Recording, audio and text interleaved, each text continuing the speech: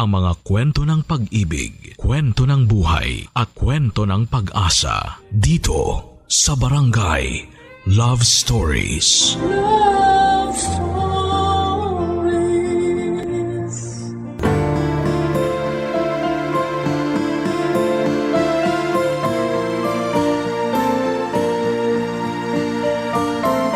Hindi pwede na bigay todo tayo sa pagmamahal sa ibang tao tapos ay wala nang matitira para sa atin. Kaya nga dapat ay ibalanse natin at unahin nating mahalin ang ating sarili upang makapagbahagi tayo ng pagmamahal sa iba.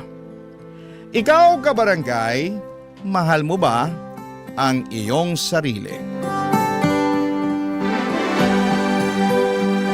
Dear Papa Dudut, good day po sa inyo at sa mga kabarangay nating nakikinig sa Barangay Love Stories. Sobra talagang nakaka-addict ang bawat episode na tinatampok ninyo. Kaya naman nag-decide na po akong sumulat din at magpadala ng aking kwento. Pero bago ang lahat ay magpapakilala muna ako. Tawagin niyo na lamang po ako sa pangalang Norman. 35 years old at taga Malolos, Bulacan.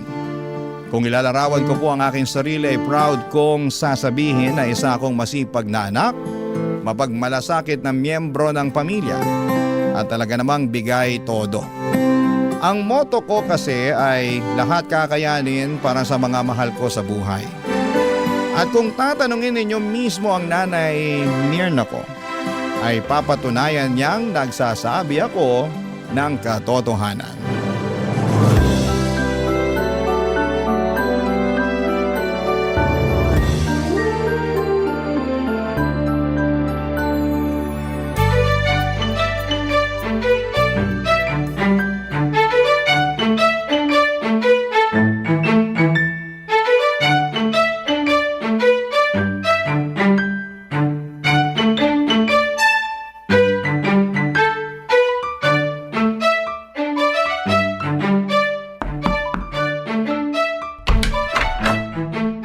Nay, nandito na po ako. May dala po akong mga grocery.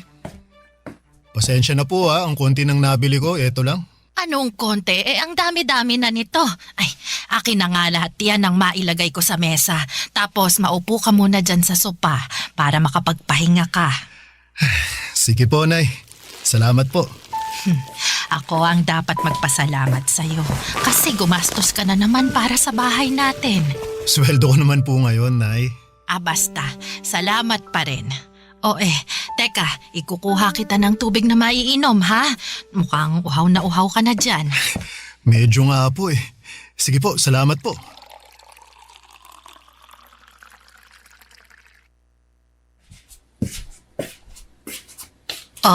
Nak, malamig yan para mapatid uhaw mo. Inumin mo muna. Sige po, salamat, Nay.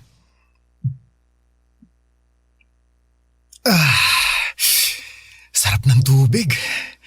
Tanggal uhaw ko dun. Nako, kawawa naman tong anak ko. Ang dami-daming binuhat. Kaya ko naman po, Nay. Kahit na. Ay, kumain ka na ba? Kung hindi pa, nagluto ako ng paborito mong ulam doon. Yung sarsyadong tilapia. Nako, dinamihan ko na yung itlog at kamatis kasi alam kong gustong-gusto mo yan. Oh! Wow! Ang sarap naman, Nay! Masarap talaga yon kasi punong-puno rin yun ang pagmamahal ng isang ina. Paano? Ipaghahain na ba kita, anak? Nako, mamaya na po, Nay. Gusto ko munang umupo rito sa sofa para naman malapat ko sandali yung puwet at likod ko. Ako na lang din po ang maghahain ng pagkain ko mamaya. Ayaw mo ba na asikasuhin kita? Siyempre gusto ko po, pero chillax na lang po muna kayo dyan. Ako na bahala sa sarili ko. Kakain din naman po ako maya-maya. Teka, may ibibigay po pala ako sa inyo, Nay. Kunin ko lang po wallet ko, ha?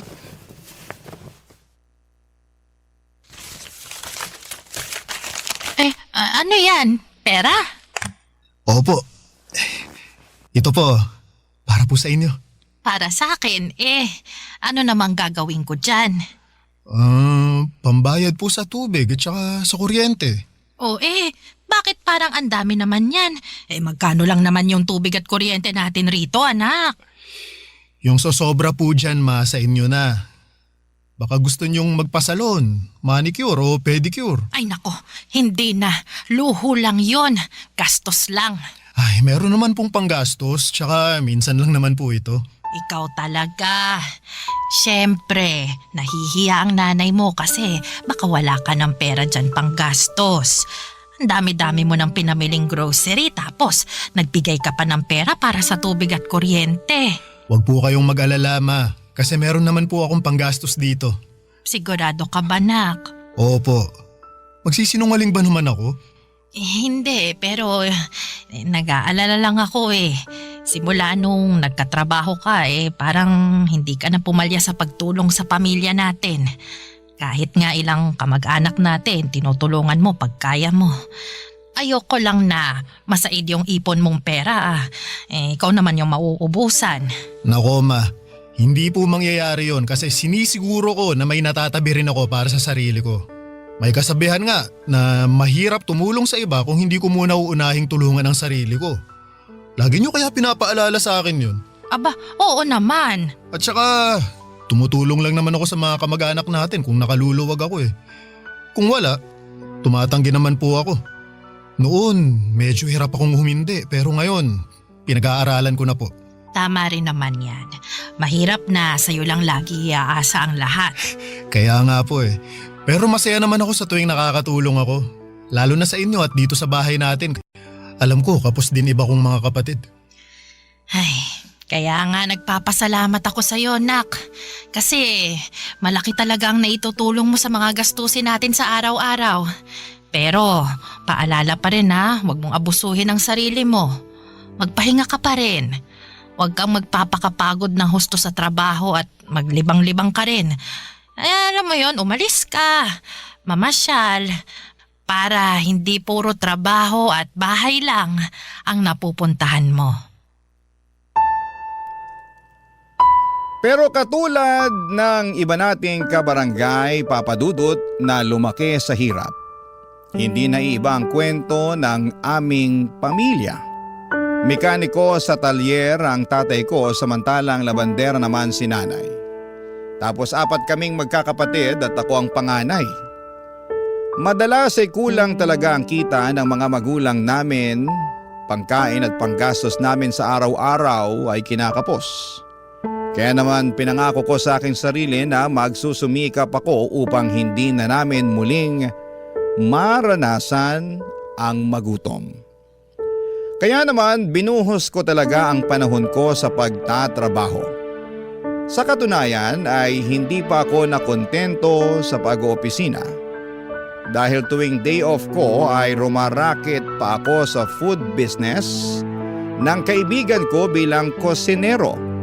Dahil sa pagiging abala ko ay nakalimutan ko na ang aking buhay pag-ibig. Bagay na madalas kumustahin sa akin ng nanay ko.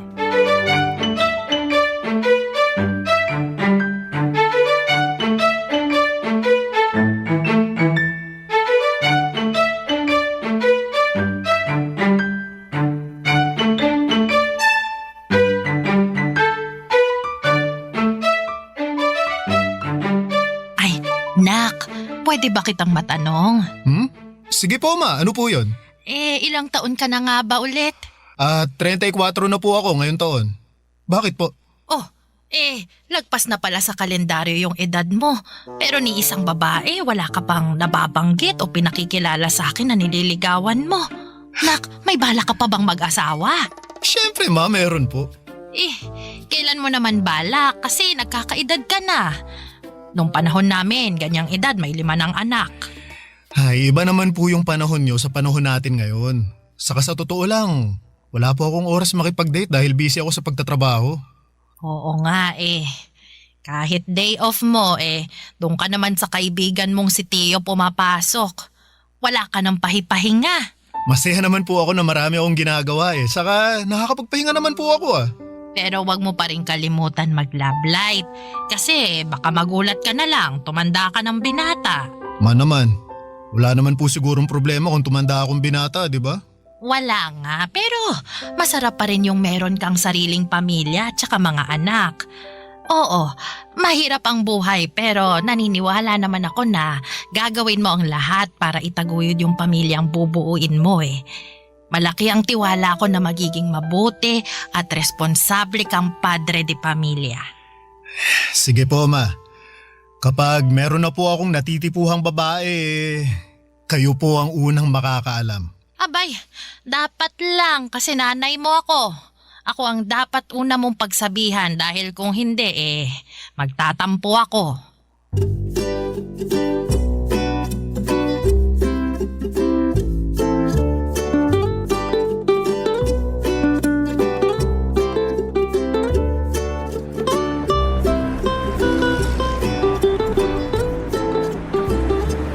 Thank you talaga sa tulong mo sa business ko, tol ah.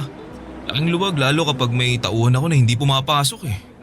Kung pwede lang talaga na dito ka na lang sa akin magtrabaho kaso hindi ko kayang pantayan ang daily rate mo eh.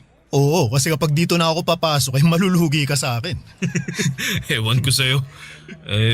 May iba tayo. Wala ka pa rin bang nililigawan, bebot? Nako, tol. Nagugustuhan nga, wala eh. Liligawan pa kaya? Baka sakali lang naman ako na meron na. Nako, nagbabaka sakali o nakikichismis? Ganun na rin yun. Siyempre, sa ating anim na magtotropa ikaw na lang yung wala pang bebe. Ayaw naman namin tumanda kang binata kaya dapat kumilos ka na para di mangyari yun. Alam mo, tol, para kang nanay ko. Nung nakaraan lang, kinumusta niya buhay pag-ibig ko. Wala naman daw kaso maging matandang binata pero mas masarap pa rin ang may asawa at mga anak. Totoo yan. Tingnan mo ko ha. Meron akong mga anak. Wala nga lang asawa kasi hindi naging okay pagsasama namin. Pero ayos lang dahil nasa akin naman yung mga bata eh. Ayun, magulo na masaya. Iba pa rin kapag may kasama kang bata. Kahit nakakapagod silang alagaan pero nakakatuwa pa rin. Sino ba kasing may sabi sa'yo na gusto kong tumandang binata? Siyempre naman, gusto ko pa rin magkaroon ng pamilya. Kaya lang, ang problema ko wala na akong panahon na kumilala ng babae. Masyado ka kasing busy sa trabaho. Kulang na lang, pakasalan mo mga trabaho mo eh. Huwag ganun. Sobra ka naman, tol. Joke lang. Alam ko naman na masipag ka at responsableng anak. Bigay todo kung tumulong. Pero sabi nga ng nanay mo, pumag-ibig ka rin. Yan din naman gusto namin para sa'yo ng mga tropa natin eh. Kaya nga, meron sana akong papakilala sa'yo. Ha? Sino naman? Marisa ang pangalan niya. Kaibigan ng kapatid ko. Mabait yun. Maganda. Mahinhin kumilos at magsalita. Single and ready to mingle. Nasabi ko na rin sa kanya na irereto kita sa kanya. Kaya alam niya na single ka rin. Alay mo, kayo na pala ang para sa isa't isa, di ba? Subukan mo lang makipag-date at kilalanin pa ng husto si Marisa. Papadudot, nagkita kami ni Marisa sa isang cafe sa Quezon City. At masasabi ko na kabadong-kabado ako. Yun pa lang kasi ang unang beses na may makaka-date ako kaya naman ayokong magkamali. Pero buti na lamang at mabait si Marisa at malumanay magsalita. Kaya naman napanatag agad ang aking kalooban. Mabilis kaming nagkapalagayan ng loob. At doon na niya nakwento na meron siyang anak sa ex-boyfriend niya na nasa probinsya nila sa Iloilo. Sa totoo lang, nagulat ako noong nalaman kong single mother siya pero hindi naman nagbago ang tingin ko sa kanya.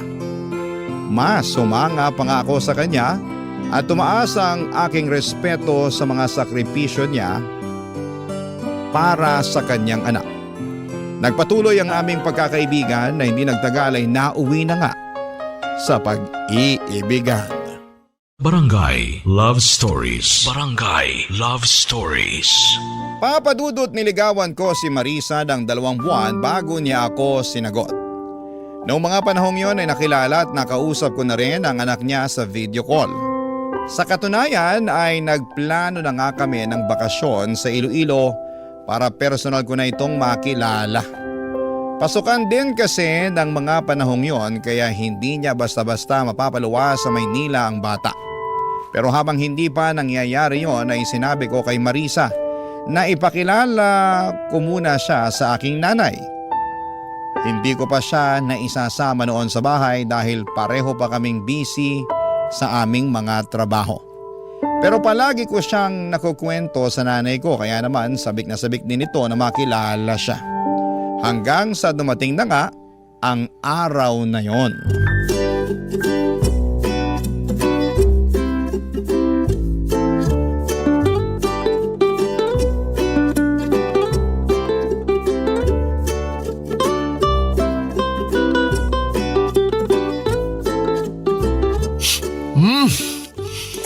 Ang sarap po talaga nitong niluto niyong kare-kare, Nay.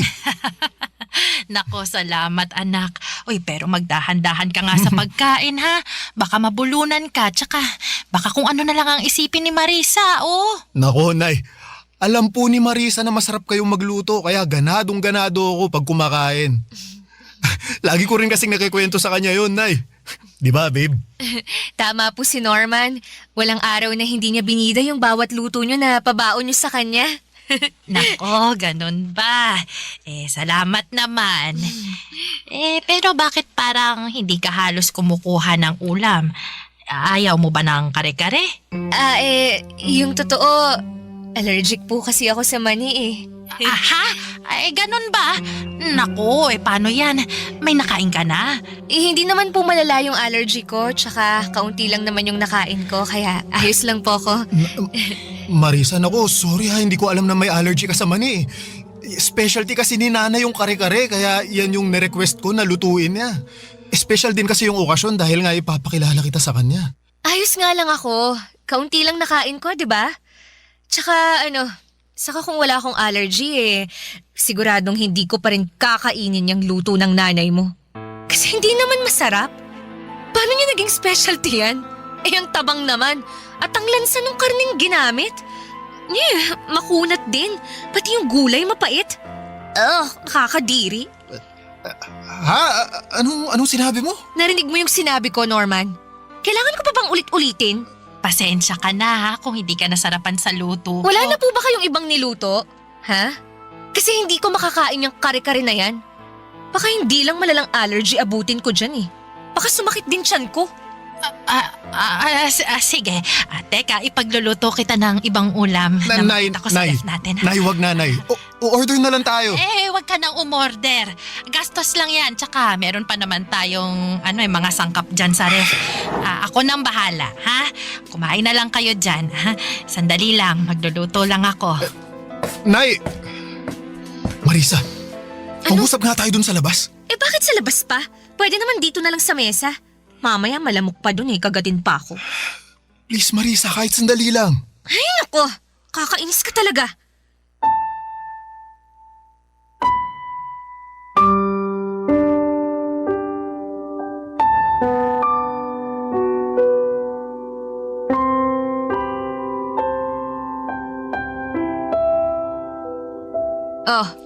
Nandito na tayo sa labas. Ano bang pag-uusapan natin, ha? Dalian mo ha, kasi ayokong papakin ng lamok dito. Hindi naman malamok, masyado ka lang maarte. Anong sabi mo? Tama ba yung narinig ko? Tinawag mo akong maarte? Sorry pero sumusobra ka na kasi. At bakit ako sumusobra, Aber? Wala naman akong ginagawa sa'yo Sa akin wala, pero sa nanay ko meron. Pinahiya mo lang naman yung luto niya, pinaghirapan niya yun. Saka saan galing yung pinagsasasabi mo kanina na hindi masarap sarap na sarap nga ako sa pagkain kanina. Aba, anong malay ko kung na-immune na yung panlasa mo sa luto ng nanay mo? Lagi mong kinakain malamang nasanay na yung dila mo. Ang bihira ka, ano ba kasi problema mo? Wala akong problema. Pero nag-expect lang talaga ako na mala 5-star restaurant yung luto ng nanay mo. Pero turns out, hindi naman pala. Hindi ko na nga malunok kaya tinigilan ko ni. Kahit titigan masakit sa mata. Okay, look. Hindi naman sa nilalait ko yung luto ng nanay mo, ha? Mali ko lang din siguro Masyado akong nag-expect. Sinadya ko pa namang hindi kumain bago pumunta dito sa inyo. Kasi nga plano ko na dito kumain ng marami. Kaya lang ganun pa ang nangyari. Mali pa rin na pinahiya mo ang nanay ko. Sana sinarili mo na lang yung opinion mo. Wow! Kasalanan na palang pagiging prangka, ha? Eh kung hindi ko sasabihin ng totoo, ako naman ang kawawa, di ba? Gusto mo, magsinungaling ako sa'yo? Sabihin kong nasasarapan ako sa luto ng nanay mo kahit hindi? Hirap sa'yo, masyado kang balat sibuyas eh. Kung hindi mo kayang tanggapin yung pagiging prangka ko, buti pa maghiwalay na tayo. Mga padudot, ayoko namang maghiwalay kami ni Marisa kaya naman pilit ko siyang inunawa ng mga panahong yon. Inihingi ko na lamang siya ng pasensya sa nanay ko na nagsabi naman na ayos lang. Pero ramdam ko na labis niyang kinalungkot ang una nilang pagkikita ng girlfriend ko dahil sa pagiging prangka nito na wala naman sa lugar. Hindi nagtagal, Papa Dudut, ay nagkaayos naman kami ni Marisa kaya lang ay habang umuusad ang aming relasyon ay unti-unti kong nadidiskubre ang natatagong ugali ng girlfriend ko. Taliwas po sa pagiging mahinhin at malumanay niyang magsalita. Noong una ay ang natatago niyang kaartihan na wala sa lugar at pagiging matabil ang dila. Bukod doon ay magastos din po si Marisa, Papa Dudut.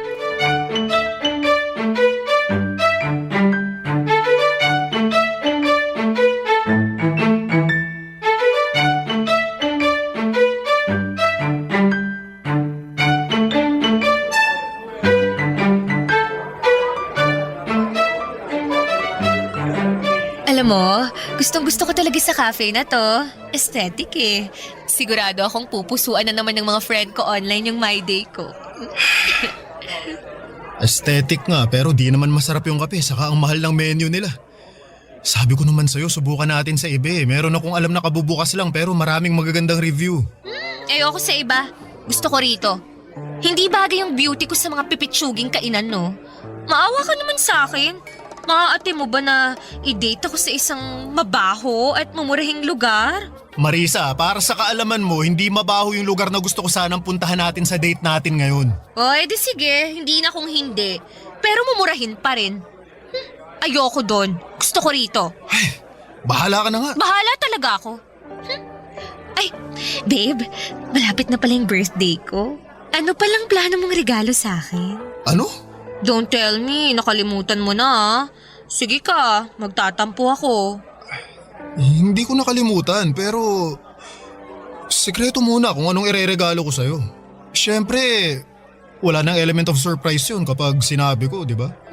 Hindi ako mahilig sa sorpresa eh. Mas gusto ko, alam ko na kung anong ireregalo mo sa akin. Para naman masabi ko agad sa'yo kung magugustuhan ko yun. Anong ibig mong sabihin? Para lang hindi masayang yung pera mo. Dapat magugustuhan ko talaga. At saka para sigurado na magugustuhan ko, ako na lang ang pipili o magsasabi kung anong ireregalo mo sa akin, di ba? Hayaan mo na yung surprise na yan. Madali naman yung pekein sa social media.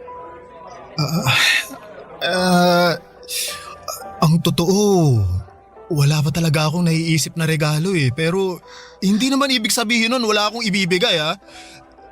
Masyado lang kasi akong maraming iniisip nitong nakaraan kaya… Okay lang naman. Kaya nga tinanong ko para matulungan kita eh. Alam mo kasi, marami akong gustong bilhin. Pwedeng ikaw na bumili ng iba dun para mabawasan yung nasa listahan ko. Yun na lang ang iregalo mo sa akin sa birthday ko.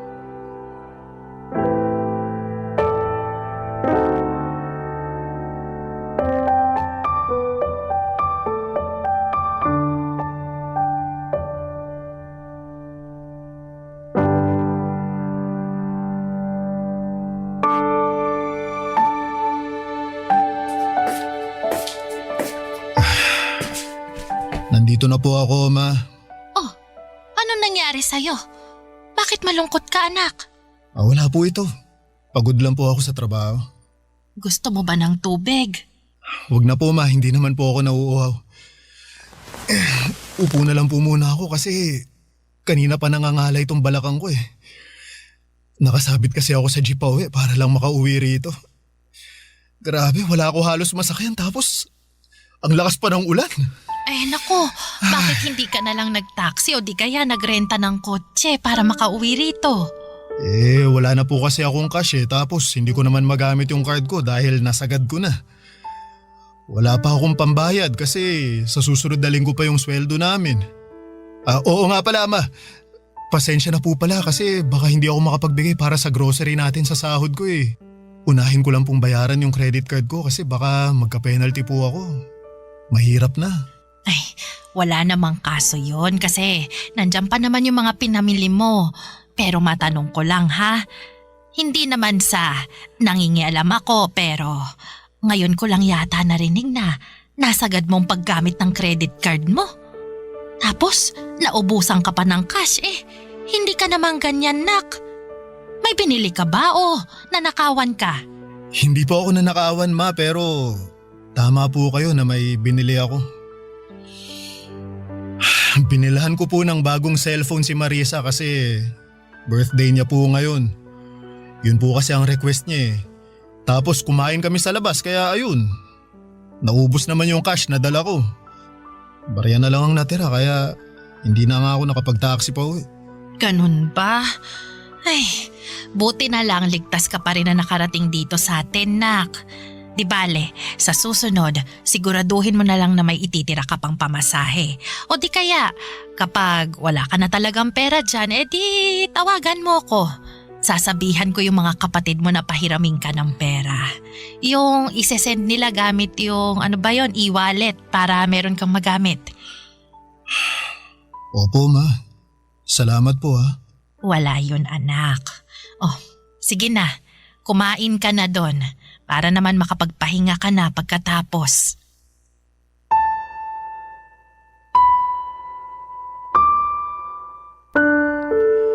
Papadudot hiyang-hiya ako sa nanay ko ng mga panahong yon. At bagaman sinabi niya na wala namang kaso kahit magkano lamang ang ilaan ko para sa bahay namin ay hindi pa rin mawala sa akin yung pakiramdam na nagkulang ako. Sa kabilang banda ay ayoko namang makaramdam ng pagsisisi na mas inuna kong bilhin ang birthday gift ni Marisa up to the point na nagipit na ako. Kaya nga ginawa ko talaga ang makakaya ko upang i-budget ng maayos ang aking sweldo kaso'y sadyang nahihirapan ako dahil sa pagiging maluho ng aking girlfriend. Hindi ko na lang namalaya na naubos na pala ang ipon ko sa mga bagay na pinabibili niya na hindi lang para sa kanya kundi maging sa anak niya. Hindi ako maramot na tao. Pero nung time na yon ay nasaid na talaga ako papadudot. Hindi lang sa pinansyal kundi maging emosyonal at mental. Barangay Love Stories. Barangay Love Stories. Sa kabila ng lahat ay mas nanaig pa rin sa akin ang pangunawa at pagmamahal kay Marisa papadudot. Kaya naman kahit halos maubos na ako ng mga panahong yon ay nagtitiis ako. Maasikaso naman din kasi si Marisa at bumabawi siya sa akin kapag pakiramdam niya ay nagkukulang na siya. Malambing naman siya pero mas madalas nga lang kapag may kailangan siya nangyayari yon. Hindi nga nagtagal ay ibinalita sa akin ni Marisa na buntis siya papadudot. Pero naging maselan yon. Kaya naman nag-decide kami na tumira muna sa bahay namin para maalagaan siya ng nanay ko. Complete bed rest ng 3 linggo ang rekomendasyon ng OB niya. Dahil hindi makapit si baby at ayaw naman namin na may mangyaring masama sa anak namin. Kaya nga malaki ang pasasalamat ko sa nanay ko na nagboluntaryo siyang alagaan si Marisa. Akala ko ay maayos ang turingan nila sa isa't isa pero nagkamali pala ako papadudot. Isang beses ay narinig ko sila na nagtatalo sakto galing akong banyo dahil katatapos ko lamang maligo.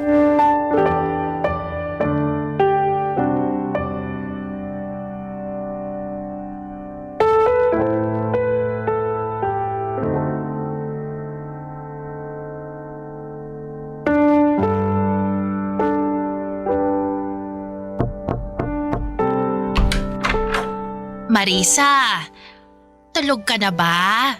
Hindi po, Nay. Pwede ba akong pumasok? Kukunin ko lang yung mangkok na pinaglagyan ko ng lugaw. Sige po. Hala, nak! Bakit yata parang hindi mo namang kinain tong lugaw? Wala naman kasing lasa tsaka nakakasuka. Paanong nakakasuka maayos naman at malinis yung pagkakaluto ko dyan. Tsaka may lasa yan, tinikman ko yan kanina Sa wala nga akong nalalasahan Alam nga namang ipilit kong sabihin na meron kahit wala, di ba? Lumabas naman akong sinungaling nun. Ganun ba? Pasensya na ha. Baka nagkamali lang talaga ako. Hoy, Marisa. Bakit mo sinisigawan ng nanay ko? Hindi ko sinisigawan ng nanay mo. Nag-uusap lang kami. Anong hindi Ang taas ng boses mo, saka dinig na dinig ko dun pa lang sa banyo. Kaya nga tinapos ko na yung paliligo ko para labasin na kayo. Hindi ko nga sabi sinisigawan yung nanay mo. Masyado ka namang OA Pinagsasabihan ko lang siya na hindi masarap yung lugaw na niluto niya para sa akin. Tsaka, bakit ba siya panipakain sa akin ng lugaw? Wala naman akong sakit. Nagkataon lang naman talaga na kailangan kong humilata sa higaan na to ng 3 linggo, pero hindi naman ibig sabihin no na hindi ko kayang ngumuya ng matinong pagkain. Ayoko niyan. Hindi ako nabubusog dyan tapos ang tabang pa. Marisa, pwede mo namang sabihin ng maayos sa nanay ko Hindi yung ganyan na pinagsasalitaan mo pa siya ng hindi maganda. Teka nga, abogado ka ba ng nanay mo? Anong sinabi mo? Lagi mo na lang kasi siyang pinagtatanggol imbis na ako ang kampihan mo. Baka nakakalimutan mong partner mo ko at magiging nanay na ng anak mo. Siyempre hindi ko nakakalimutan yun, pero nanay ko pa rin yung binabastos mo. Anong binabastos pinagsasasabi mo dyan? Alam mo sumusobra ka na ha? Ma, magsalita naman kayo! Sabihin yung hindi ko kayo binabastos! Hindi naman ako binabastos ni Marisa, anak. Anong hindi? Dinig na dinig ko nga mga pinagsasasabi sa inyo ng babaeng yan. Hindi na niya kayo nirespeto. Hoy Marisa, nanay ko pa rin yung kausap mo At wala kang karapatan na bastusin siya. Wala ka ba nanay? Ano bang klaseng tanong yan? Sinong nag-aalaga sa anak ko kung wala akong nanay, di ba? Meron naman pala, pero ganyan mo ba kausapin at pakitunguhan ng nanay mo? Hindi! Nanay ko yun Kung ganon, matuto ka ring igalang ang nanay ko kasi parang ako na rin yung hindi mo nirespeto sa tuwing binabastos mo siya. Ang bait-bait ng nanay ko pero hindi ibig sabihin pwede mo na siyang abusuhin. Ni minsan hindi kanya pinatulan. Siya pa nga madalas humingi ng pasensya matapos mo siyang tarayan, di ba? Sana dun man lang maisip mo na nakakabastos ka na.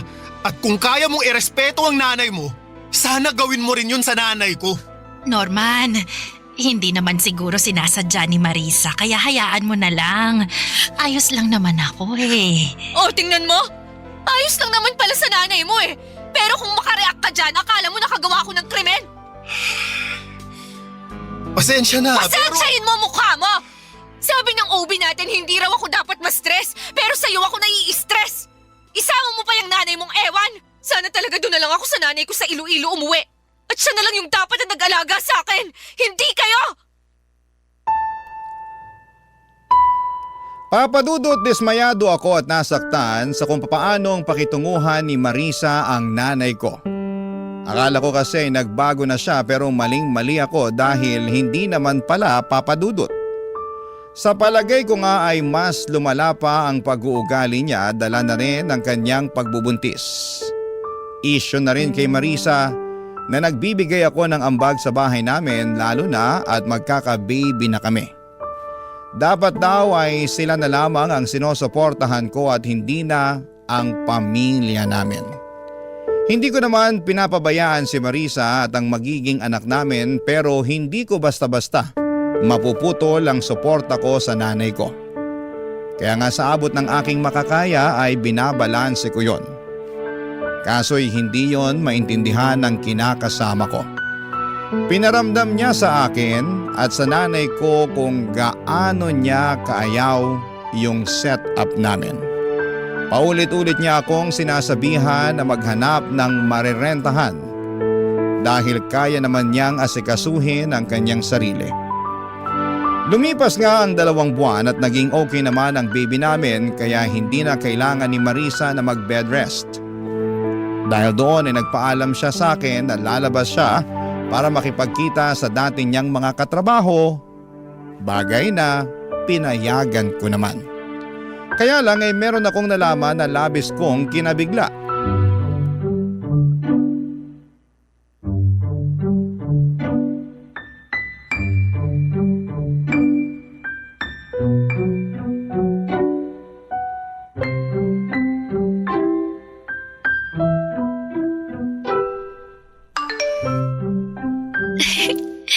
Sino ba naman tong lalaking to? Nasend pa talaga ng picture niya na nakatopless. Oh, kita ko tuloy yung kanyang mga pandesal. Ha, Marisa, anong sabi mo? Ano ka ng kalabaw? Hindi ako anak ng kalabaw, anak ako ng nanay ko. Nagulat ako kaya nasabi ko yun. Pero ewan ko sa'yo, sineryoso mo naman. Paano hindi ko seseryosohin kung ano-anong naririnig ko sa'yo? Ano bang narinig mo? Nasabi mo may nag-send sa'yo ng picture na nakatopless. Sino ba yan, ha? Saka bakit mo biglang tinatago yung cellphone mo, ha? Wala. Wala ka na doon.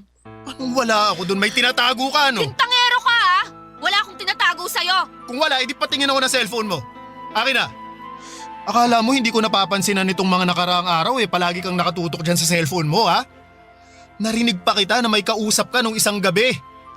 Kaya akin na, patingin ako niyan. Gusto kong malaman kung sino ba yung kausap mo niyan. Ayoko nga. Ganon. Pues aagawin ko na lang sa'yo kung ayaw mong ibigay. O ano? Kahit ayaw mo nakuha ko naman na. Norman, please sa akin yung cellphone ko. Parang awa mo na, ibigay mo na sa akin yan. Ha? Ba't mo gagawin yun? Kasi may tinatago ka na ayaw mong malaman ko? Hindi. Ayan o. Sakto, ang daming mensahe ng kausap mo. Tingnan ko nga kung sino tong hayop na to. Norman, wag! Ano to? Bakit kayo magkausap ni Theo, ha? At bakit siya nagpapadala ng mga hubad na litrato sa'yo?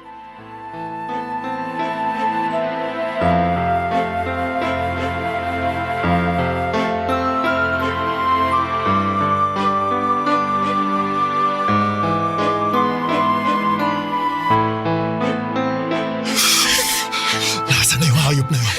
Walang iya ka, Theo. Norman, wag mo nang sugurin si Tio. Ikaw! Hayop ka, Theo! Akala ko kaibigan kita pero tinalo mo ako! Dapat sa mukha mo sinusuntok para makita mong hinahanap mo!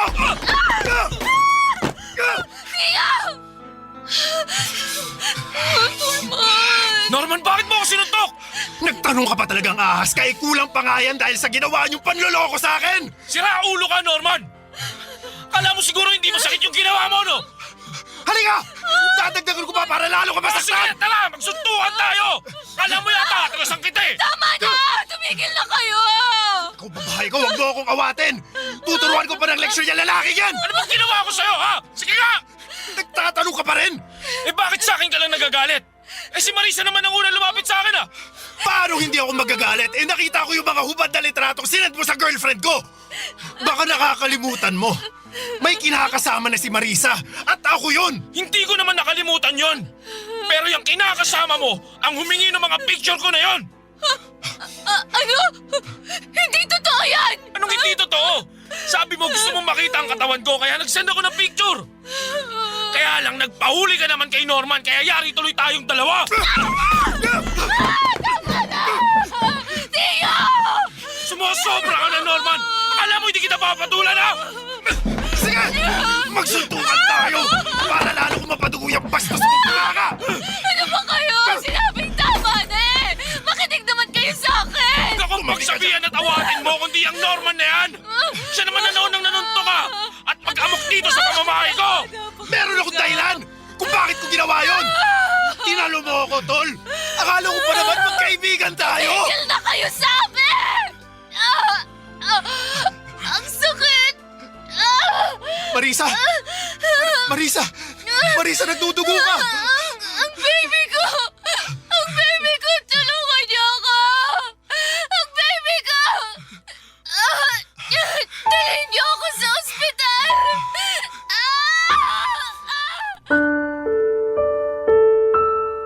Papa Dudut, dinala namin si Marisa sa ospital dahil nagdudugo siya ng mga panahong yon.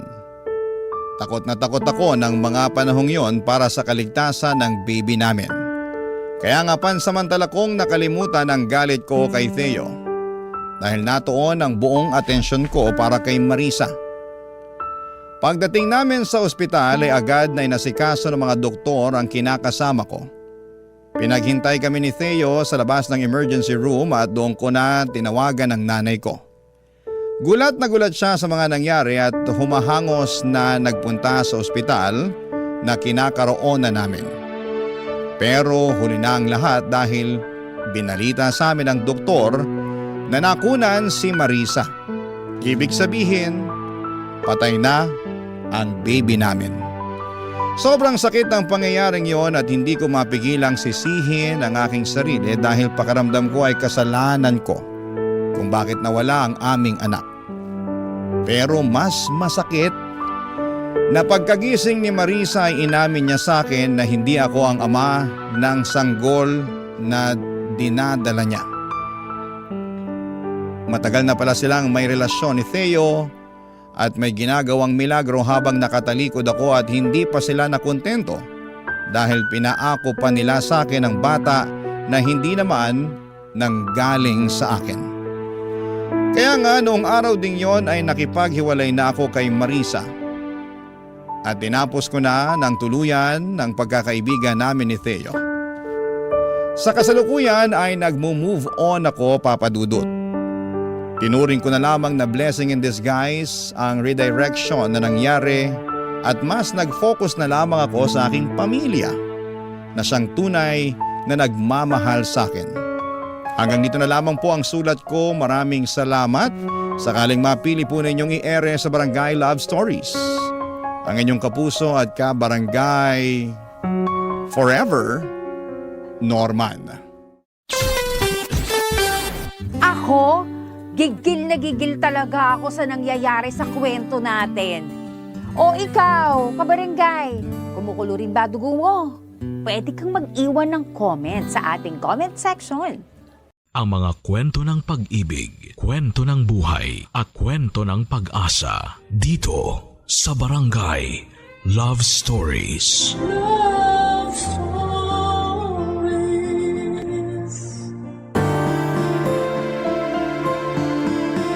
May mga bagay na hindi tayo komportableng nakikita o nararanasan. Hindi natin pwedeng pilitin ang mga sarili nating tanggapin yon kung hindi naman kailangan. Ikaw, kabarangay, saan ka ba hindi komportable? At kaya mo ba itong tanggihan kapag ito ay napunta na sa iyong harapan? Dear Papa Dudut, ako nga pala si Kathy, 35 years old at meron akong nakarelasyon. Naitago na lang natin siya sa pangalang Bert. Mas matanda siya sa akin ng 20 years. Pero kahit ganon kalayo ang agwat namin sa isa't isa ay hindi naman kami nagkakaroon ng malaking problema. Marami kaming pagkakaparehas kasi mas marami akong alam sa henerasyon niya. Kaya hindi kami nauubusan ng pag-uusapan. Nakilala ko siya sa tulong ng isang katrabaho. Nereto ako noong time na ready na ulit akong magmahal. 3 taon na kasi akong single noong nakilala ko si Bert. Pakiramdam ko noon ay ready na ulit akong magmahal nang makilala ko na siya. Mature kasi siya at iba roon sa mga naging karelasyon ko. Tumagal din ng 1 taon ng ligawan bago ko siya sinagot, Papa Dudut. Hindi nga siya nainip, di kagaya ng iba na paabutin mo lang ng kalahating taon ng panliligaw ay sumusuko na. Hindi ko pinagsisihan na sinagot ko si Bert, Papa Dudut. Paano ba naman kasi lahat ng kailangan at gusto ko ay kaya niyang ibigay. Edad lang naman ang maipipintas ng iba sa kanya. Pero pagdating sa ibang bagay tungkol sa kanya, wala silang ibang masabi. Boto ang mga mahal ko sa buhay sa kanya, Papa Dudut. Gusto na nga nilang magpakasal na kami kaagad. Napag-usapan namin yon pero hindi naman ako nagmamadali. Parang okay pa rin sa akin na mag-boyfriend at mag-girlfriend lamang kami. Hindi naman ako pressured kahit lagpas 30 na. Enjoy pa kasi ako sa situation namin ni Bert, Papa Dudut.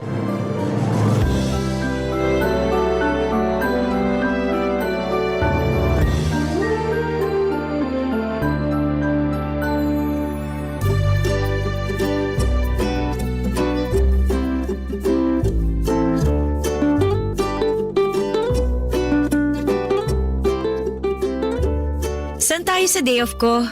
Ikaw ba? Gusto mo mag-out of town? Huwag muna, naghihingalo pa ang wallet ko eh. Ako naman ang gagastos. Ay naku, ayoko masanay sa ganyan ha. Baka mamaya isipin ng ibang tao eh, pineperahan lang kita. Alam ko namang hindi mo ako pineperahan. Gusto ko lang din na nakakapag-provide ako sa'yo. Nakakakilig naman yan. Alam mo, yan pa naman yung hanap ng mga babae. Good provider. Sana all na lang talagang sasabihin ng ibang tao sa atin. So, payag ka na sa out of town. Siguro wag nga muna. Nakakatamad din kasing bumiyahe. Ano palang gusto mong gawin natin? Siguro ayos na sa akin yung lambingan habang nanonood ng TV sa kondo ko. Baka sitahin mo na naman ako kapag nakatulugan kong panonood ng TV. Naku, sanay na ako sa'yo, no? Bawasan mo kasi yung rice at saka salt intake mo para hindi ka kagad antukin. Wala na sa kinakain ko yan. Nasa edad ko na talaga. Pagkakapihin na lang kita ng 1 litro para siguradong walang tulugan. Kawawa naman ang puso ko niyan. Alam mo naman na mahina na ang puso ko dahil sa edad ko. Alam mo, lagi mo nalang nirarason ang edad mo, ha? Sinasabi ko lang ang totoo. Kailangan ko rin mag-ingat. Kailangan mo talagang mag-ingat dahil dapat mahaba pa ang panahon na magkasama tayo. Ayoko mabiyuda ng maaga, ha? Kaya nga, healthy living na ako para sa'yo eh. Ikaw kaya ang inspirasyon ko kaya gusto kong magpabata ulit. Hindi mo na kailangan magpabata. Mahal ko na ang matandang version mo. Aray, sinampal na naman ako ng realidad. Alam mo, kahit may senior citizen ID ka na, tanggap at mahal pa rin kita. Basta kahit sino ka pa. Kahit sino ako? Kahit ano pa ang nakaraan ko? Past is past, sabi nga nila, di ba? Speaking of past, Oy, kinakabahan naman ako dyan. Huwag mo sabihing may asawa ka pa pala, ha? yan naman ang wala. Alam mo namang matagal na kaming annulled ng dati kong asawa, hindi ba? O so ano nga yung past na sinasabi mo? Tungkol sa anak ko. Ha? May anak ka na? Oo, Joy ang pangalan niya. Nag-iisa lang. Anak ko sa una. Bakit ngayon mo lang sinabi sa akin? Baka kasi busted din mo kapag nalaman mong may anak na ako eh. Ang babaw naman ang tingin mo sa akin. Tanggap ko naman kung una pa lang sinabi mo nang may anak ka na. Wala na rin naman ako magagawa kasi nabuo na yung batang yun bago pa ako dumating sa buhay mo. Hindi na siya bata. Ilang taon na? 30 years old na siya. Wow, mas matanda lang ako ng 5 taon? Oo, pero minsan isip bata yun kaya parang na rin siya mas bata sa'yo ng 20 years. Ano ba to? Halos magka-batch na kami ng anak mo Hindi naman mahalaga ang edad, hindi ba? Baka kasi dahil hindi nagkakalayo ang edad namin, alam mo na, ayawan niya ako. Open-minded si Joy. Hindi problema sa kanya ang edad mo. Nakwento na kita sa kanya noon pa man. Hindi naman siya kumontra. Sa katunayan, gusto ko nga niyang makilala. Kinabigla ko talaga yung pag-amin sa akin ni Bert na may anak na siya na halos kaedad ko na. Napansin niyang hindi ako komportable noon kaya inassure niya na magiging okay ang una naming pagkikita ng anak niyang si Joy. Nagpakwento na ako sa kanya tungkol sa ugali ni Joy Papadudot. Sinabi niyang liberated ang anak niya, bukas ang isipan nito sa maraming bagay. Kung ano raw ang magpapasaya kay Bert ay sosuportahan daw yon ni Joy. Papa's girl daw kasi si Joy. Palibasa noong baby pa lamang ito ay si Bert na lagi ang kasama niya. Nag-ibang bansa kasi ang nanay ni Joy after nitong mga anak. Kaya na-develop yung bonding nilang mag-ama. Kahit nung time na nagkahiwalay na si Bert at ang asawa niya ay hindi nagbago ang koneksyon ng mag-ama Papadudot. Kahit tuwing weekends na lamang daw silang magkita pero madalas pa rin silang nagkukumustahan, salamat na lamang sa social media. Marami pa akong nalaman tungkol kay Joy. Dahil doon ay napanatag na rin ako kahit papaano. Baka naman makakasundo ko si Joy, lalo't hindi naman nalalayo ang edad namin sa isa't isa. Marami rin kaming pwedeng pag-usapan. Naisip ko nga rin baka pwede na rin kaming maging magkaibigan. Weird yon kung iisipin pero para sa akin ay maganda nga yun para mas lalo akong mapalapit kay Bert. Alam kong mahal na mahal ni Bert si Joy. Base pa lang kung paano kumislap ang mga mata ng nobyo ko kapag pinag-uusapan namin ang anak niya. Alam kong wala na siyang ibang hihilingin pa kapag nagkasundo kami ni Joy Joy.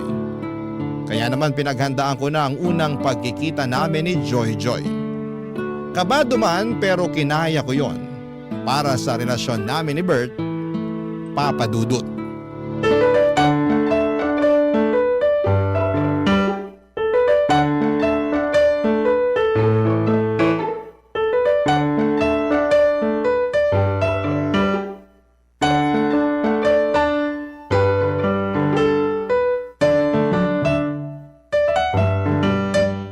Joy Joy, ito pala ang tita Kati mo.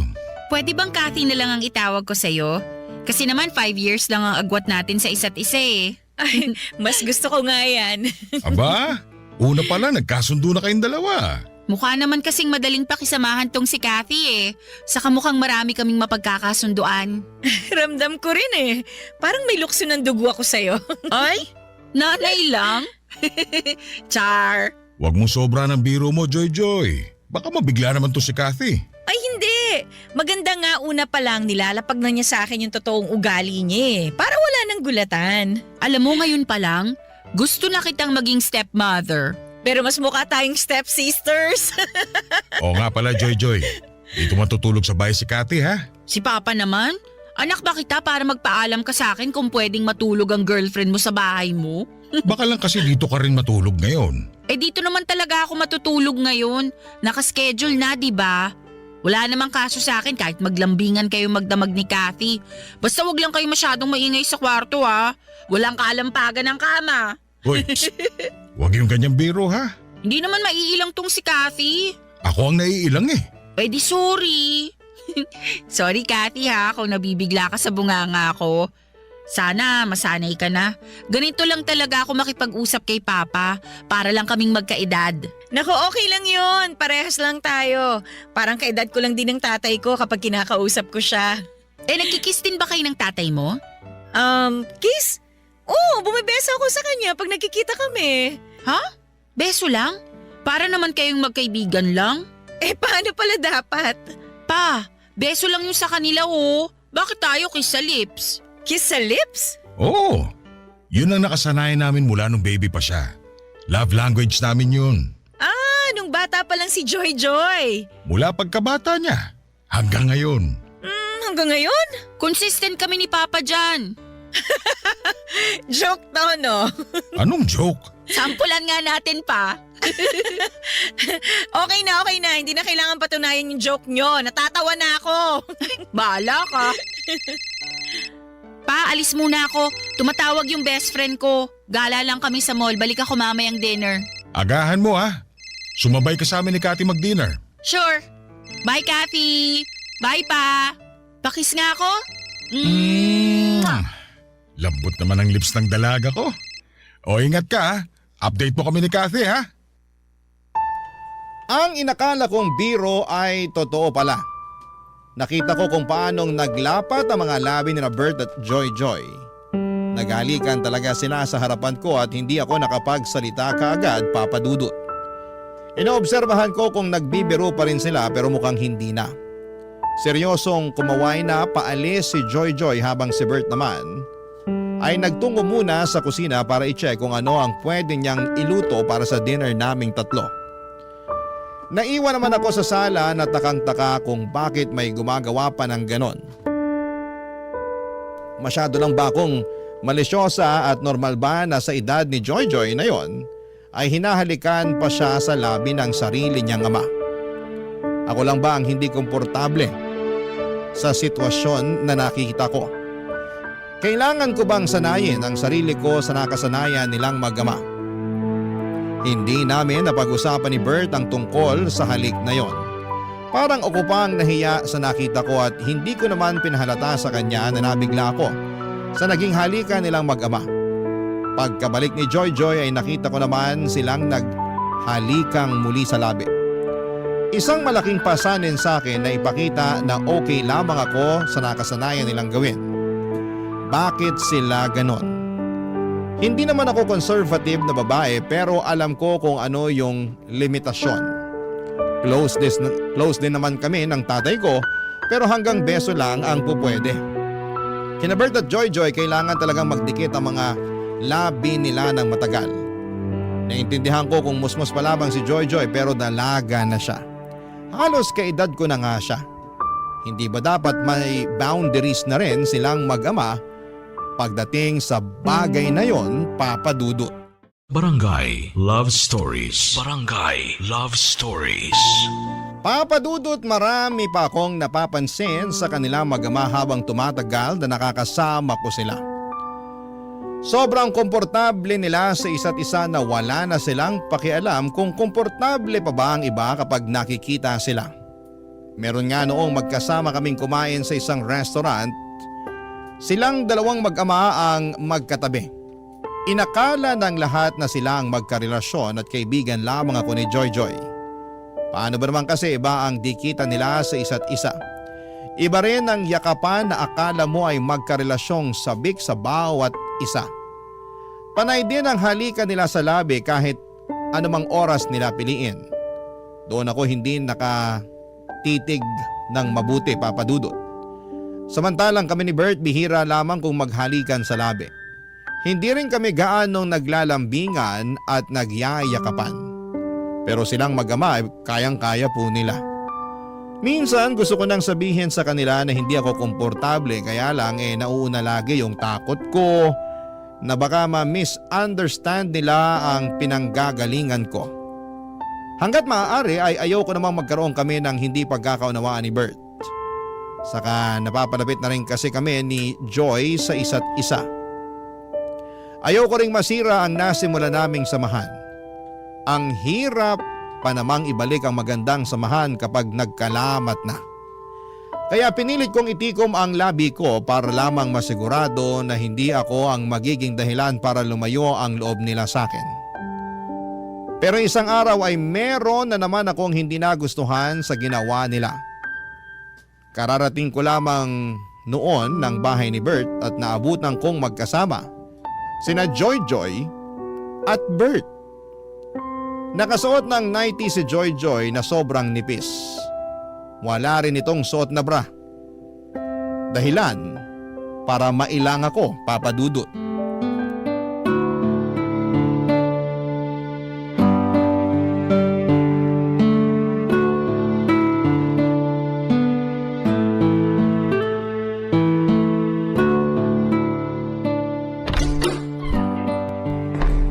Bert? Kathy, late ka na dumating ha. Sorry na traffic kasi ako eh. Kanina ka pa namin hinihintay, Kathy. May nirekomenda kasi akong movie kay Papa. Tara, panoorin na natin. Okay, sige. Joy? Ano yun? Gusto mo bang humiram ng pajama or jacket? Meron ako dyan. Ha? Para saan? Naka-nighties ka kasi eh, tsaka wala ka pa yatang bra. Ganyan talaga manamit yan kapag dito sa bahay natutulog. Lagi kasi siyang naiinitan. Masanay ka ng ganitong suot ko, Kathy. Saka ayaw akong nagbabra kasi masakit sa likuran. Kailangan din naman kasing ipahinga yung dibdib niya sa bra. Hayaan mo na siya. Okay. Kala ko kasi wala siyang magamit na ibang damit. Hindi nga rin ako nakapanty eh. Seryoso ka ba dyan? Yan ang payo ko sa kanya. May nabasa kasi ako na dapat hindi palagi nagpapanty ang babae. Dahil? Nakalimutan ko na eh. Magpalit ka na ng pambahay para makanood na tayo rito. Dali. Joy, sure ka bang ayaw mong humiram ng ibang damit sa akin? Hindi nga, okay lang ako. May problema ka ba sa damit ko?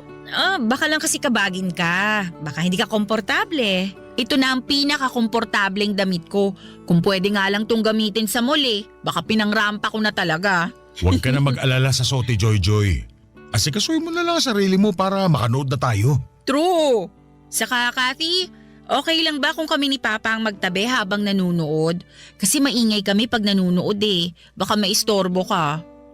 Ayos lang naman. Madikit lang kasi itong si Joy sa akin kapag nanonood ng TV. Lalo kapag sa sinihan at horror pa ang pinapanood. Naku, iba ang dikit nito sa akin. Kumakandong pa nga ako kay Papa kasi lagi ako natatakot eh. Kumakandong? Nakasanayan na naming dalawa yun. Kumakandong siya sa akin lalo kapag nangangalay na yung likuran niya. Lagi kasi sumasakit ang likod nitong dalaga ko eh. Kumakandong kahit ganyan ang suot niya? Oo, wala namang masama. Nakadamit naman si Papa ng maayos. Pero ikaw… Alam mo ikaw, mukhang may problema ka sa suot ko. Huwag mo na nga akong plastikin, sabihin mo na. Medyo nabigla lang kasi ako. Hindi kasi ako sanay makakita nung, alam mo na, nung babaeng naka-90s. Medyo conservative kasi ako eh. Ikaw? Conservative? Hindi ka naman ganun eh. Ganun ako, no? Baka hindi lang halata. O sige na nga, naniniwala na ako. Papa, Ano yun anak? sumasakit na naman yung likod ko. Kakandong ka na? Opo, please.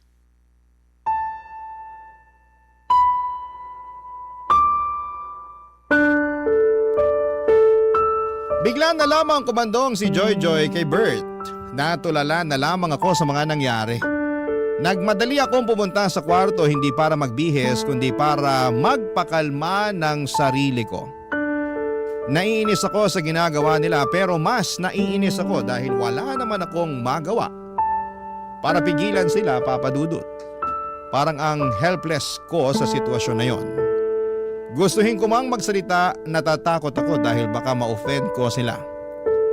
Noong sinubukan ko nga na magpasimple pero kamuntik nang magalit itong si Joy Joy. Doon ako natakot, Papa Dudut. Lalo na noong parang kinampihan ni Bert ang anak niya. Sino ang magiging kakampi ko kung ganon? Wala akong maisip na mapagsabihan ang sitwasyon ko. Papa Dudut, natatakot ako na baka may magsabi sa akin na masyado lamang akong malisyosa. Baka ako lang ang nakakakita ng hindi maganda sa mga nangyayari. Baka nga kailangan ko ring mag-adjust. Sa pagdaan pa ng mga araw ay sinubukan kong sanayin ang sarili ko sa mga nakikita ko sa kanila. Kapag hindi ko na kinaya ay pumipikit na lamang ako o di naman kaya ay gagawa ako ng dahilan para makaiwas sa kanila. Napapadalas pa naman ang punta ni Joy Joy sa bahay ni Bert. Natuwa na raw kasi siya sa akin kaya gusto niyang makasama kami lagi ng papa niya. Kung alam lang niya na hindi kami parehas ng nararamdaman. Lagi na lang akong naiilang sa tuwing andon siya.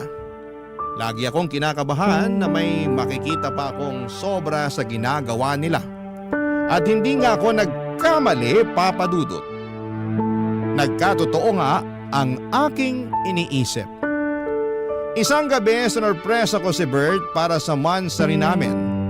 Sinabi ko sa kanya noong una na hindi ako makakapunta sa bahay niya pero pumunta pa rin ako. May dala akong cake at regalo para sa kanya. Pero isang malaking sorpresa para sa kanya ay hindi pala kundi ako pala ang masosorpresa sa mga makikita ko.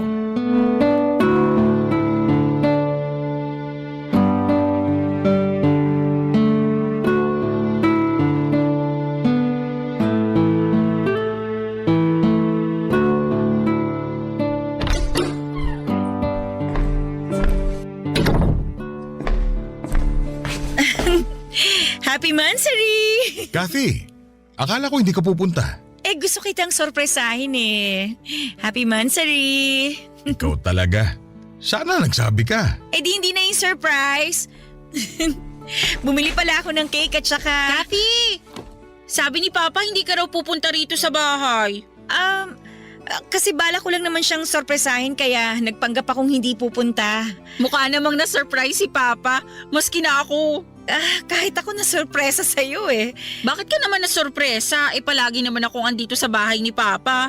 Na-sorpresa ako sa suot mo. Ha? May mali ba sa suot ko? Wala namang problema. Nakapanty at bra lang kasi siya. Sabi ko naman sa'yo, mabilis mainitan at pagpawisan to si Joy Joy. May aircon naman, di ba? Hindi effective yan sa akin. Di ba, Papa? Kahit combo pa ng electric fan at aircon, may initan pa rin niyang si Joy Joy. Tingnan mo sa susunod para maniwala ka. Buti nga naabutan mo pa akong nakabra ngayon eh. Madalas kasi… Hindi siya nagbabra? Ba't pa ba ako nagtaka? Uy, may dala kang cake! Ano flavor to, Kathy? Mocha. Uy, paborito ko to. Pa, subuan mo ko ha. Sige, ikaw pa ba? Kuha ka na rin ng platito at panghiwa. Teka, punta na ako ng kusina. Bert, kailangan nating mag-usap. Para saan? Kain muna tayo. Hindi na ako kakain. Sa inyo na lang ni Joy Joy ang cake na to. May problema ba? Hindi ba halata? Ano bang problema? Kayo! Kayo ng anak mo! Hindi mo ba nakikita kung gaano kasagwa yung mga ginagawa nyo? Anong masagwa? Excited na akong lantakan tong cake. Papa, kandungin mo ko please. Masakit na naman tong likod ko eh. Teka lang muna, Joy Joy ha. Nag-uusap pa kami ni Kathy. Wala na tayong dapat pag-usapan. Pakinggan nyo kung paano kayo mag-usap ng anak mo para maintindihan mo kung bakit ako ganito. Teka, ano bang nangyayari? Pumunta lang ako ng kusina tas nag-aaway na kayo bigla? Ikaw, Joy Joy, kasali ka sa problema. Bakit ba kasi ganyan ka manamit sa tuwing nandito ka sa bahay ng papa mo? Kasi bahay naman to ni papa ko at isusuot ko kung anong gusto ko. Dalaga ka na! 30 ka na! Ilugar mo naman ang pananamit mo. Hindi pwedeng naka-brat panty ka lang tapos kakandong ka sa tatay mo. Ano yun? Tapos lagi kayo naghahalikan sa labi? Malisyosa lang ba ako o mali na yung ginagawa nyo? Malisyosa ka lang.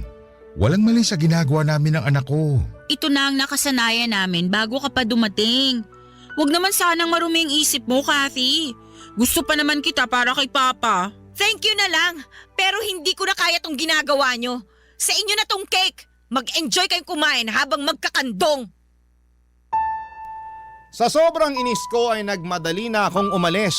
Nanginginig ako naglakad palabas ng bahay. Hinabol ako kaagad ni Bert at pinigilan niya akong umalis at gusto niya akong kausapin. Sinubukan ko naman siyang pakinggan pero nilalabanan pa rin niya na wala silang ginagawang masama ni Joy Joy. Doon ako napundi. Nagbook na ako kaagad ng masasakyan para makaalis na. Sinabi ko sa kanya bago ako sumakay ng sasakyan na mag-cool off muna kaming dalawa. Gusto kong mag-isip-isip kung tama pa ba na makipagrelasyon sa kanya dahil hindi ako komportable sa kanila ng anak niya. Wala naman na siyang nagawa kung hindi ang pumayag. Hinayaan na rin niya akong makaalis. Sa loob ng sasakyan ay doon ko ipinagpatuloy ang pag-iyak. Nang makauwi ako ng bahay ay hindi pa rin natapos ang sama ng loob ko. Nagkulong ako sa kwarto para umiyak ng umiyak. Pagkatapos noon ay nakatanggap ako ng text mula kay Bert. Sinasabi niya sa akin na bibigyan niya ako ng space. Umaasa pa rin daw siya na magkakaayos kami dahil mahal niya ako. Hindi raw niya kayang mawala ako. Lumambot ang puso ko sa sinabi niya. Kaya naman sinubukan ko siyang kausapin para ipaunawa ang maling napapansin ko sa kanilang mag-ama. Pero tulad ng dati, sarado pa rin ang isip niya tungkol doon. Kaya wala ko nagawa kundi ang itigil ang pag-uusap namin at sinimulan ko nang iwasan silang mag-ama habang pinag-iisipan kung tama pa ba na magstay ako sa buhay niya. Papa Dudut. Barangay Love Stories. Barangay Love Stories. Sa pagdaan ng mga araw ay hindi na nga muling nagparamdam sa akin si Bert. Nirespeto niya ang kagustuhan ko na makapag-isa muna. Pero nami-miss ko siya. Hindi siya matanggal sa isipan ko at in love talaga ako kay Bert. Pero hindi ko naman pwedeng gamitin ang pagmamahal na yon para lamang magstay kung hindi naman ako komportable sa nangyayari sa relasyon namin. Tiniis ko na huwag magparamdam sa kanya. Kahit panayang check ko kung nag-message na ba siya o kung nag-like man lang ba siya ng status ko. Napadalas nga ang pag-post ko sa Facebook para lamang makita kung magre-react pa rin siya pero bigo ako noon. Kahit i-view ang my day ko ay wala pa rin. Kaya ang ginawa ko na lamang ay dine-activate ko na lamang ang Facebook ko para wala akong makita tungkol sa kanya. Nagpaka-busy na lamang ako sa trabaho para makalimutan siya. Pero hindi naging effective. Kapag busy ako sa trabaho ay mas lalo ko siyang naiisip. Hindi na ako makatulog ng maayos dahil nasanay na akong kayakap at katabi siya. Kaya naman niluno ko na ang pride ko at minessage ko na siya, Papa Dudut. Mabilis naman niya ako nireplyan at sinabi ko sa kanya na puntahan niya ako sa kondo para makapag-usap kami. Mabilis pa sa 4:00 ang pagdating niya. Nanginginig akong pinagmasdan siya at na-miss ko talaga siya. At naramdaman ko namang ganon din siya sa akin. Niyakap niya ako at hindi ko naman pinagkait sa kanya ang isang yakap pabalik. Alam kong hirap talaga akong tiisin siya dahil mahal na mahal ko siya. Kaya sinubukan kong i-communicate sa kanya ang nararamdaman ko sa relasyon nilang mag-ama, Papa Dudut.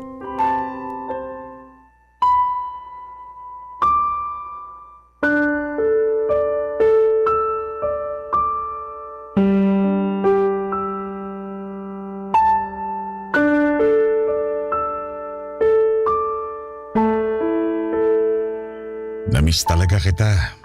Mabutit naisipan mo nang makipag-usap sa akin. Namiss mo ba ako? Namiss kita, pero Pwede kayang wag na tayong mag-away. Okay na sana to. hindi na tayo mag-aaway basta mapag-usapan lang natin yung tungkol sa inyo ni Joy Joy. Baka mas lalo lang tayong magkagulo eh. Pwede bang kalimutan na lang natin yun? Hindi ko pwedeng kalimutan yon. Sana pala, hindi mo na lang ako pinapunta rito. Kung hindi ka pa pala okay tungkol dun. Kaya nga kita pinapunta dito para maging okay na tayo. Kailangan lang nating pag-usapang dalawa yon para matapos na. Masyado lang kasing marumi ang isip mo. Hindi marumi ang isip ko. Kahit sinong iharap mo, ganun din ang mararamdaman. Nakakailang. Hindi komportabling tingnan. Ganun lang kami ng anak ko. Kasalanan ba namin kung close kami? Masyado kayong close. Wala namang masama ron. Anong gusto mo? Maging cold at pabaya akong ama sa kanya tulad ng iba? Hindi mo kasi maintindihan yung sinasabi ko eh. Sobra kayang laswa yung nakikita ko sa inyong dalawa. Naghahalikan kayo sa labi. Hindi lang tuwing aalis siya o darating ha. Basta kapag masaya kayo o kahit walang ginagawa, bigla na lang kayong maghahalikan. Para kayong magkarelasyon eh. Halik ng isang ama lang yun. Pwede naman sa pisngi na lang o kaya naman sa noo. Kathy naman. Huwag mo rin akong simulan sa pagsusot niya ng brat panty sa bahay mo habang nakakandong sa'yo. Minsan nga naka-nighties lang eh. Sige, sa susunod sasabihan ko siya na sa tuwing pupunta siya sa bahay ko, huwag siyang kakandong sa akin. Ugaliin niyo na maglagay ng limitasyon sa pagiging close niyo. Sobra ka naman, Kathy. Anak ko yun eh. Nasanay na kami sa ganun. At wala naman kaming nasasaktang ibang tao sa ginagawa namin. Anong tawag mo sa akin? Hindi man ako nasasaktan sa ginagawa niyo pero naiilang talaga ako eh. Hindi ko alam kung bakit hindi mo yun makita. Kasi wala naman ako nakikitang masama. Baka nga nagsiselos ka lang kasi sobrang close kami ni Joy Joy. Baka pakiramdam mo, nawawala na ako ng oras sa'yo. Ha? Bakit ko naman pagseselosan ng anak mo? Hindi lang ako komportable sa pinapakita niyo sa akin kapag nakaharap ako sa inyo. Ay nako. Parang wala namang mananalo sa usapang ito. Ay wala talaga. Hanggat hindi mo nakikita kung ano yung point ko. Bert, sabihin mo nga sa akin, ano pa ba yung madalas niyong ginagawang mag-ama para ipakita yung closeness niyo sa isa't isa? Mga normal na bagay lang. Anong normal na bagay? Tabi kami matulog. Nakapanty at bra na naman ba siya? Sabi ko naman sa'yo, mabilis siyang mainitan eh. Ay naku! Ano pa? Ayoko na magsabi, baka magalit ka na naman. Eh mas magagalit ako kapag hindi ka nagsabi. Ay, sabay kaming maligo. Nang nakahubad kayong pareho? Malamang. May maliligo bang nakapantalon at t-shirt? Papadudot na irita ako sa pamimiloso po ni Bert. Pero wala nang mas nakapagpairita sa akin nang malaman ko kung ano pa ang ginagawa nilang dalawa. Bakit hindi nila makitang mali yung mga nakasanayan nila? Dalaga na ang anak ni Bert pero kung umasta siya akala mo ay sanggol lamang ang anak niya. Halos kilabutan ako sa mga sinabi ni Bert, Papadudot. Kasama mong matulog ang anak mo ng nakahubad? Kasama pang maligo ng nakahubad? Paano sila nagiging bulag sa mga ginagawa nila? Wala bang ibang taong nagsasabi sa kanila na may mali na? Ang dami kong tanong noon pero dahil sa galit ko ay mas pinili ko na lamang na paalisin si Bert. Baka kung ano pa ang maidagdag niya na makapagpawala ng respeto ko sa kanya. Hindi ko na kinaya. Minessage ko siya at sinabing tapos na kaming dalawa, Papadudot. Hindi naman niya ako nireplyan. Mabuti na rin yon para mamatay na yung natitirang pag-asa sa puso ko na magiging maayos pa kaming dalawa. Panayang iyak ko habang nagmo-move on. Yun marahil ang pinakamasakit na breakup sa akin. Hindi kasi ako ready na magkahiwalay kami ni Bert. Pero kailangan kong gawin dahil hindi ko na kayang tanggapin yung nakikita ko sa kanilang mag-ama. Hindi na siya nagparamdam pa ulit sa paglipas ng buwan. Hanggang isang araw ay nagulat na lamang ako sa isang bisitang dumating sa bahay ko. Si Joy Joy. Kumatok ito sa pinto at nang buksan ko ay nakita ko ang malungkot na mukha ni Joy Joy. Hindi ko alam kung paano siya haharapin. Naiilang ako sa kanya pero gusto kong pakinggan kung ano man ang gusto niyang sabihin, Papa Dudut.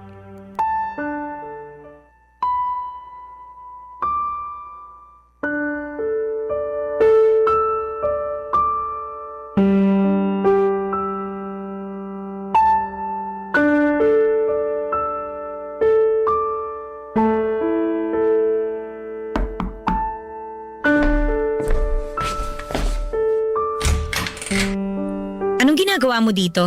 Makikipag-usap sana sa'yo. Pasok ka. Inutusan ka ba ng papa mo na pumunta dito? Hindi, nagkusa ako. Tungkol saan naman ang pag-uusapan natin? Alam mo na kung ano. Hindi naman na kailangan. Hiwalay na kami ng tatay mo eh. Wala na ring sense para pag-usapan pa yon. Alam kong mahal niyo pa ang isa't isa. Lalo na si Papa. Kung alam mo lang kung gaano kalungkot si Papa ngayon. Kasalanan naman niya. Hindi niya ako pinakinggan eh. Pinakinggan ka naman namin. Kaya lang, kami ang hindi mo maintindihan. Ako nga tong hindi niyo maintindihan eh. Wala bang nagsasabi sa inyo na nakakailang ang mga ginagawa niyo?